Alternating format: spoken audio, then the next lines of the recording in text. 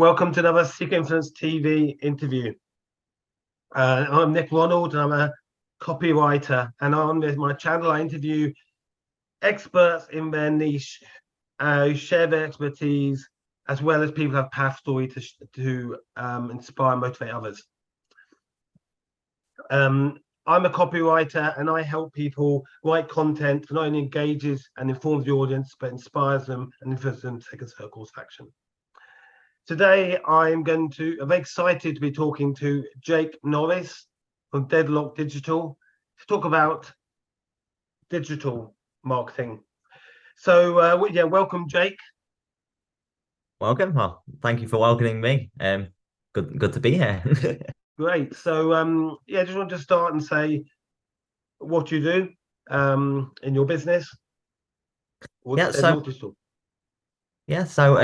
With my business, it just kind of covers a few aspects of digital media marketing. I focus on the content production of things. So my main areas are video editing, graphic design, bit of music, soundtrack, jingles, and just a couple of small things that fall under those umbrellas.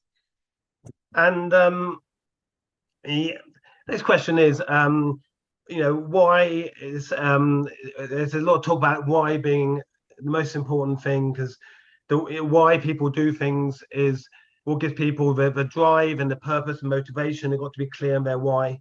What's your why? Why do you do digital marketing? So really it comes from a lot of different places, my why. So obviously from an interest in these sort of things, from being a young lad making, short movies and things with my friends and putting them on YouTube. Eventually, going down a path of, really looking into, what I can do sort of career-wise about it. So it was from a place of passion, also a place of necessity, because COVID kind of happened around the time I was a chef before this, and around that time it just kind of transferred me over into a way that it's like, okay, start my own business and focus on my passions. And another thing as well is I've got ADHD, so you may be able to notice this through this interview, but because of the ADHD, I struggle to focus on one thing at a time, and I struggle to, just do one thing. So with my business, it allows me to cover, 4 or 5 main areas that, keep me busy and keep me, comfortable, engaged, and happy with the work that I'm doing. So I guess with your ADHD, working for yourself, perhaps working from home and planning, what work you do when, that fits. But having ADHD, being able to do work for yourself helps in that way. So that Yeah, exactly. Yeah, I mean, sometimes it's one of them where I've already clocked off for the day and I'm just hanging out, and 1 a.m. rolls by, and all of a sudden it's like, oh, I need to do something. I need to get up and go on my laptop. You can't do that with a 9 to 5 desk job. I feel like I waste my bursts of energy. Sure. And you talked about video. Video content is a very powerful way to engage the audience. We know YouTube is the biggest search engine in the world, the biggest source of information, and where people go. How to's are the biggest type of search on YouTube. Do you think not enough businesses are using videos to engage the audience to grow their brand? I think it's a missed opportunity for a lot of businesses. Yeah, 100%. I'd say so. I feel like it's a case of videos are a little bit more difficult to do. It requires a bit of planning. It requires you sitting there and doing the takes over and over again. It requires getting your lighting, getting your camera, etc., etc. So, a lot of people won't factor the time in for that. They'll just be like, right, put a photo up on online, or, but no, definitely video is a missed opportunity, because you'll ask yourself, what do you do mostly when on social media? You're not just doing that, you're doing that until you find a video that captivates you and that you want to watch. So that's where people's interests lie. It's the way that the world's gone since the advent of film in the early 1900s. It's I'm a copywriter, and I often talk about the importance of having a headline that it works as, you know, as a powerful hook. You know, it could be something that you know, people find intriguing, or you know, they find relevant to them, and it gives them an instant hook to make them want to read on the content. With videos, it must obviously be the same. You know, we know people scroll through social media and scan past 8% of content. How do you make a video stand out? How do people make people stop and look at it? So obviously, you know, lying on the same times of copywriting, a good title always works. You know, Sure. that's very much, you know, it's you know, getting a good title is always important. Unfortunately, the way that YouTube went over the last, you know, few years, it's all these clickbait capitals, all this, that, the other. But you know, it does actually help with SEO and algorithms and things. But on the video side of things, it's about making that start of the video really, really interesting. So in YouTube, it's the first 12 seconds. On Facebook, it's something similar to that. Same with other sites. But also as well, it's about finding things that are worth talking about, worth making videos on. You'll find that you'll see a lot of people going, oh yeah, this topic, you know, like 10, 20 different people talking about the same topic. You can go to that video from anywhere, but people want to hear about you. They want to hear what's worked for you. They want to hear what you're doing, your interest in, like, they want people like themselves. They don't want these, you know, big influencers who have millions and millions telling them, oh yeah, you should be doing this, because yeah, that works for some people, but you know, you need to really target that audience for, you know, that specific subject you're talking about, you know, whether it's finance, whether it's property, you know, and whether it's, you know, helping out businesses like you and I do. You do copywriting, I do the digital media content creation, all that sort of thing. It's just about finding that niche and that audience and getting them invested in what you're doing. It's interesting what you say about sharing, you know, about almost the people's story, new storytelling to connect to people. Something I read somewhere that on websites, one of the most clicked on pages is the about me, if it's someone who works for himself, just one person, or the brand story. You know, people, it's one of the most clicked on pages, and Yeah. people want to know why someone started a business and what their values is and why they do it, and that's often share through storytelling. Yeah, exactly. And with that as well, once people get invested in that story, I kind of want to continue. It's about, you know, converting interest into an audience, into fans, you know, and people in, you know, smaller businesses, those, you know, fans and the people who are interested in it becomes great network. You know, it's not all about selling your product, you know, it's selling yourself. And that's really what branding is, you know. It's about having an image for yourself, putting that out there, and having that really personal to you. Yeah, it's an interesting point thing. A lot of people, yeah, see selling as the act of selling, but you know, this simple transaction thing. But actually, there's so much more in that brand building, where if you build someone's interest and their loyalty, and you know, people's engagement, then you're gonna sell more in the longer term. So it's not, you know, it's a longer term strategy almost, I guess. 100%. Yeah.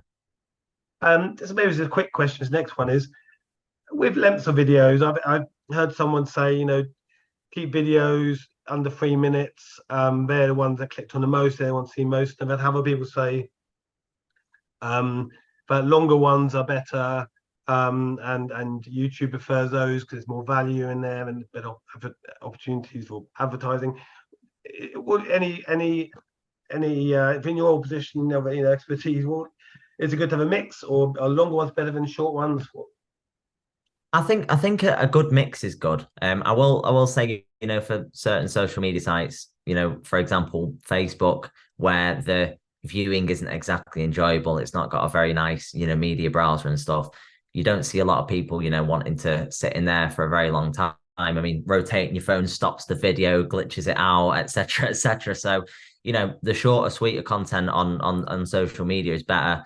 But you know, it's okay to you know, put longer content on there. It's about getting the content out there anyway. You know, that's the main thing. You know, it's about getting it seen. Not everybody's going to see it on YouTube. Not everybody's going to see it on Instagram. So you know, if it's something important and you think it's engaging, I'd get it on your social media. LinkedIn's a good place, Facebook's a good place for that sort of thing. And then Instagram is again short, under 3 minutes. And again, with the importance of getting that first 10 to 30 seconds of the video being really, really engaging for them. That's the way to drive it. And then YouTube as well. I feel like it's fairly limitless, but there is a cap on certain things. So, it depends what audience you're hitting, and it depends on, what they're like. If they're business people who are likely to sit there and, who look at presentations and things all day, they're probably more likely to sit there for an hour long, mastermind thing that that you're putting on YouTube as a teaser or something. But, if it's just about content on a topic, you want to be hitting 10, 15, 20 minutes range on it, depending on how much you have to talk about. But on YouTube, it's about hitting the kind of in-between points around there, and anything above, say, 20 minutes, or, when it gets past 25 minutes, that's where it starts to become like, right, I need to make sure my audience is right for this. So it's a very complicated process, but I do agree somewhat with the, keeping it shorter on social media, longer on YouTube. There's loads of specifics and loads of studies that you can look at independently for that sort of thing. But, I do agree with the consensus. Okay, so yes, yeah, keep it short generally, but adapt it for the channel you're using and the audience as well. I guess that's the with what you do. I guess you said earlier, as part of helping a business build their brand through using video and digital marketing. How do you think, obviously with a brand, there's a content itself and the written content, and then there's the visual look. How do you feel how important is the look and feel of a brand? Does it have to? Yeah, sorry. No. Go on, finish your point by all means. Well, I was wondering, does it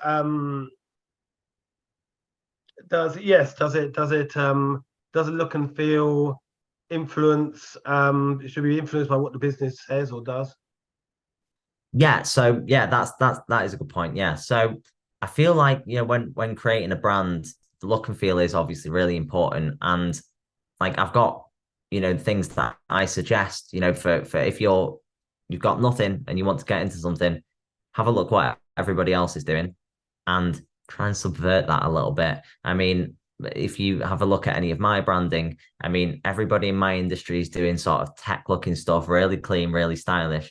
And I've gone right back to the 80s neon. That's very much me. I'm very into the bright colors. It's a big part of me. So reflecting that in your brand is really, really good. And as long as it can, fit well in that industry, yeah.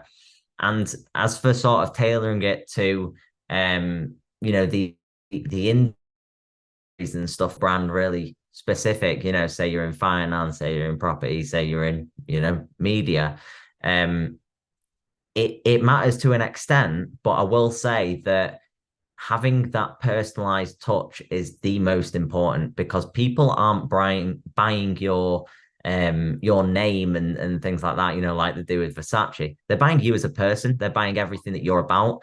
With cancel culture being a thing, where people are getting, dragged through the dirt for things, it just shows how important it is to be personal in your brand, because people don't care about what you're selling. They care about where it's coming from. And if you can show where it's coming from in your branding, in your marketing, and even in, the softness of your colors, or maybe the excitingness of your brand, it shows what you're really about. It shows who you are. Yeah, really, really important. And, it's why I'm here in the industry, because it's, I think I'm passionate about myself. So. And do you find a lot of your clients, perhaps if they're starting a business, do most of them have a strong idea of what they want their brand identity to look like, or do most of your clients, they need help, a steer on how to develop it? What do you I'd find? say it's really 50-50. See, I've helped certain people, certain businesses develop their brand from square one. They've come to me with a concept, an idea, and I've put colors to it, I've put images to it, and crafted them a full, guidelines and everything like that. But then there's people who come to me a few years down the line, and you know, they've already got branding and they want to expand on that, or they want to change things over whilst keeping the same energy that their other branding had. So yeah, it's a big mix, and it requires different skill sets to adapt to each, because it's not about just understanding the industry. It's understanding the person and their brand. And if they don't have a great idea of what they're doing, and they just have a small concept, then my skills are really needed to kind of put it into flesh and blood, and get it out there. And the people who come to me with really, really specific requirements and things like that makes the process nice and easy, but it also makes things a bit more difficult for them to accept that they can't get their brain image over online into my head, and me to produce that on paper, because you may like the way that something looks in your head, and you may like the ideas, but actually getting it out there is it's from coming from a non-graphic design and non-branding perspective. Having an image and then seeing that image, completely different thing to what it is on my end. So yeah, it's big, massive mix of people who come to me, really mixed bag. Interesting. Yeah, no, I find a similar thing of my work. Yeah. Well, the next question was, when someone's starting a business, and particularly it's just them running the business, so like coaches, consultants, for example, maybe on a small budget, and with doing, for example, video content, I guess if someone hasn't got the skills, but they might not be able to have a budget to pay like a agency to do high quality videos and edit them. Would you say it's better to only do it if they can do high quality videos and get someone to edit it and make it perfect, or that they should just give it a go, get them out there, improve as goes on, do what they can? For sure. I think you know what I'm going to say, don't you? I'm going to say, get yourself out there 100%. And, where I come in is, in my business, a big point about my work is that I don't come out with the Hollywood effects and the, really, really, the stuff that you need for, expensive projects. I come in with that baseline that you can really follow. You can send me a video from your phone and I'll edit that to look, nice and professional. It is about getting yourself out there. If you can afford, to get yourself out there and do really, expensive stuff, make sure you save that money for the things that matter. It's no point in getting me to come and do, some videos that you could do yourself on your phone that are just going onto social media. If it's a part of a campaign and you require, my videography and editing skills, by all means, you need to have that. But if you're just doing content, a simple editor is enough if you can't edit the videos yourself. And people do like long rambles as well. So it's it is really just just get yourself out there and make your face seen, and everything else can come later. It's your brand is you, and you need to present.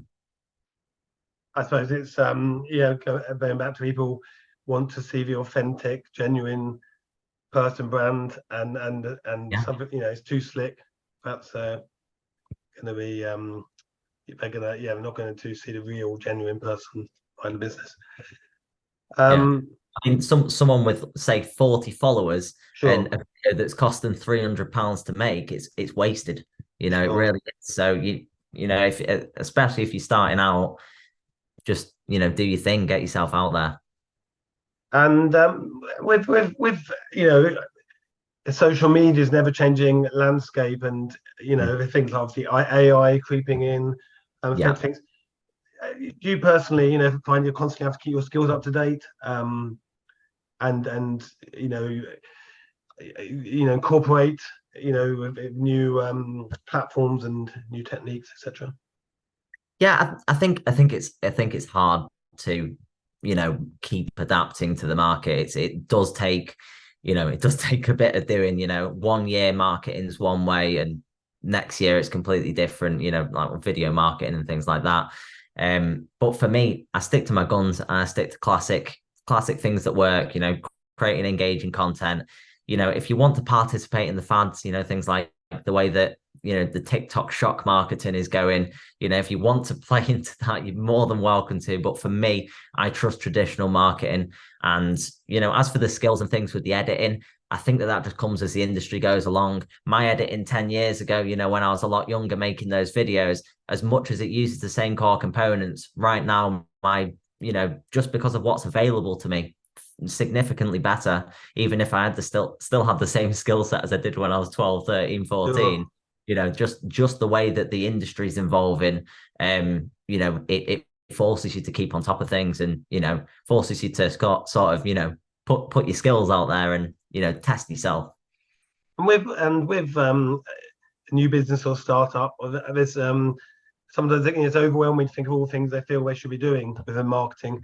What's the most important thing that someone starting a business should focus on? Is it getting the branding right? Is it posting regular content? Is it, what do you think's the most important thing? I think it's just really, it's kind of everything. It's important to get yourself out there, and it's important to get your brand sorted. But the thing, if you are looking to start a business, and you want my opinion on it from this, from this perspective, it is, get some sort of brand in there. Doesn't have to be perfect. Get some sort of content out there. Doesn't have to be perfect.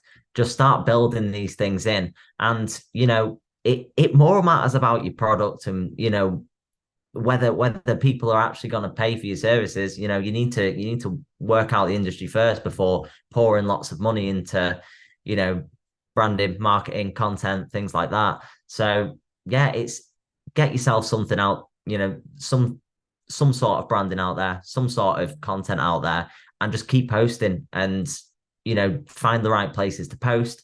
And then eventually it will get to a point where you're like, okay, I want to upgrade this branding now. I want to go and see somebody. I want to go and spend this amount of money on it. I want to go and get some videos made.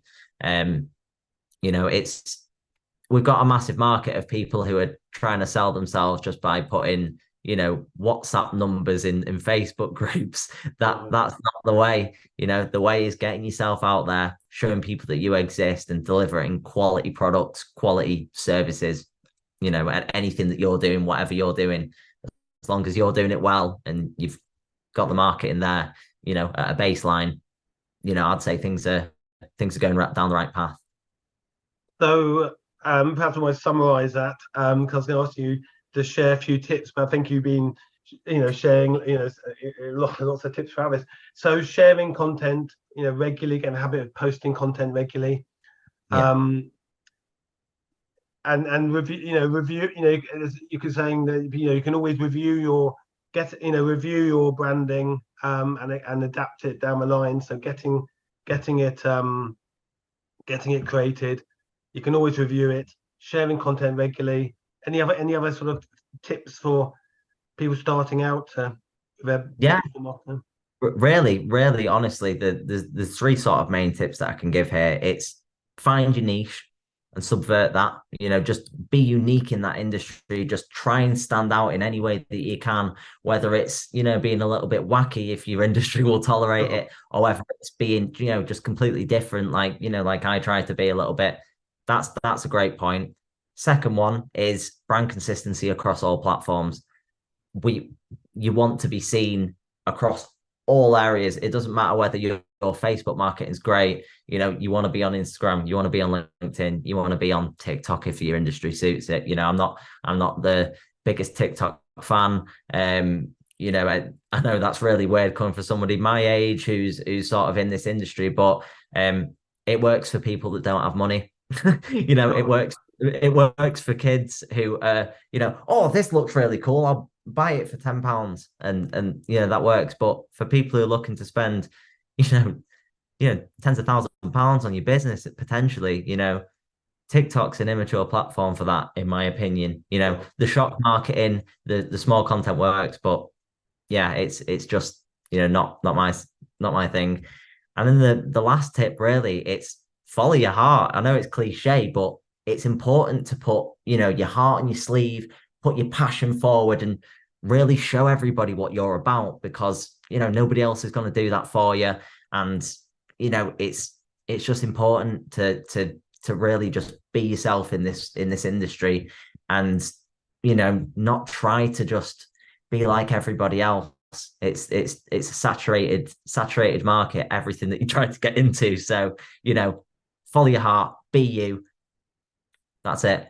So fantastic tips there. I think yes, that we are increasingly competitive. There's very few people who are doing something, no one else is doing it. And what we do, if we're an accountant or a copywriter, thousands of other people doing it. So we have to stand out. I think we stand out by our passion for what we do, our brand story, I love you say, being authentic, not being afraid to be a bit quirky, a bit different, letting our story shine through.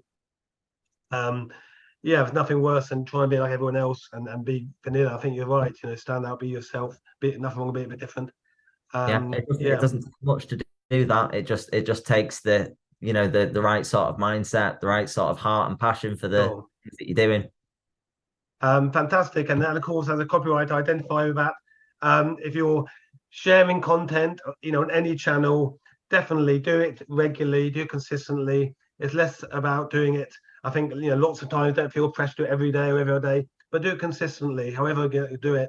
And yes, choose the right platform. There's lots of platforms. You don't need to be in every platform, but choose, I think, the platform where your target market are going to be. If they're professionals, maybe LinkedIn, if they're maybe in Facebook, find out where they're going to be and post your content there. I think that's one point. It's been fascinating talking to you, Jake, because as a copywriter, words are my tool, and I do work with a lot of digital marketers, but it's always great to hear something like you, to hear your opinion on building a brand and using video content for people to engage your audiences. So thank you for your time, Jake. Yes, do subscribe to Significance TV. I do believe that we get inspired and motivated by hearing people share their stories in life, and by connecting, collaborating, and learning from other experts in the niche. That's how we can be better and more successful in business. So do subscribe, and there'll be other interviews coming soon. So thanks again, Jake, for your time. And I will share contact details, but what's the best way for people to reach you? So I'm primarily, I know there's lots of places to reach people these days. Contact me on Facebook, or you can send me an email, jake@deadlocksdigital.co.uk. But if you find me on Facebook, then there's or LinkedIn, you'll be able to find my master link where you can see my portfolio and things like that. Every way to contact me there. But yeah, just Facebook messaging, emails, LinkedIn, that sort of thing. But yeah, Great. So, Jake, Deadlox Digital. Jake at Deadlox Digital. So if you want to have a chat with Jake about using video content or some other digital marketing channels and tools to grow your business, build your brand, potentially get more clients, or build your branding identity, contact Jake.